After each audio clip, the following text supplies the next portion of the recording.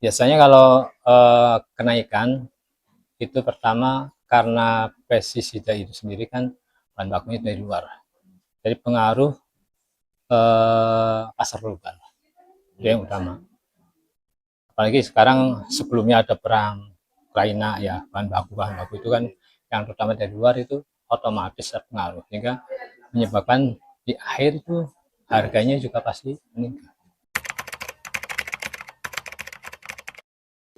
Bisa jadi karena kan kalau bahan bakunya dari luar otomatis kan belinya pakai dolar kan, mata uang asing ya.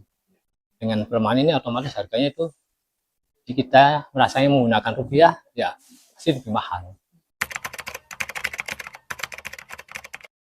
Enggak, jadi ada bahan yang harus impor. Kalau produksi ada yang sebagian besar produksi dari dalam negeri. Cuma bahan-bahan tertentunya yang dari luar. Pertama sih merek jelas ya. Apalagi kalau misalnya di industri pestisida ini kan ada yang langsung di bawah PMA ya, penanam modal asing itu. Itu kan biasanya mereka itu hampir bahannya itu dari luar. Kemudian juga otomatis di dalam bahan baku itu sendiri juga di marketing mereka itu pasti marketing juga besar. Sedangkan kalau dari dalam negeri yang merek lokal itu biasanya bahan bisa dari nggak mesti dari luar, bisa dari luar tetapi yang dari mutu yang di bukan orinya ya. Jadi masih masih bisa walaupun satu jenis tapi kan itu kan bermacam-macam. Tidak mesti ya, tergantung kalau untuk pestisida jadi sistem marketing dari perusahaan tersebut yang kesasaran ke para petani. Jadi kalau mereka dekat dan terbukti bahwa bisa mengatasi masalah hama dan penyakit, pasti akan dicari walaupun harganya biasanya mahal, tetap kalau hasilnya bagus dicari. Iya, kayak misalnya insektisida itu kan berarti khusus untuk serangga nih. Banyak yang OPT, organisme pengganggu tumbuhan itu kan jenis serangga kan banyak.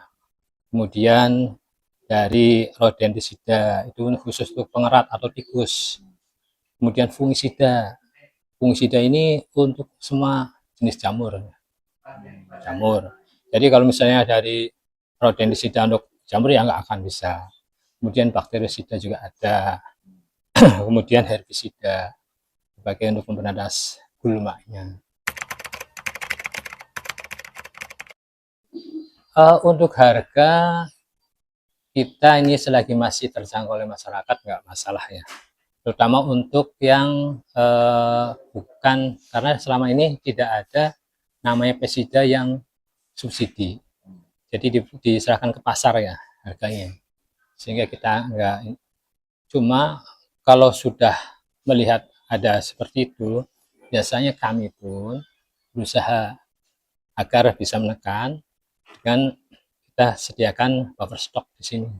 Yang perlu silakan ke dinas pertanian yang ada di stok kami ya, karena kan nggak semuanya ada. Khususnya untuk tani-tani kita.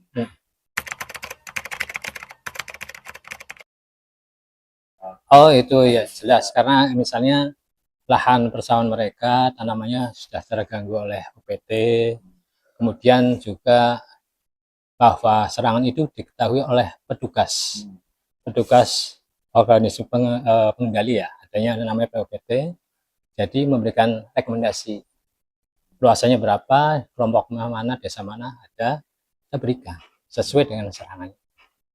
Lagi kami ada bahan untuk pengendalian.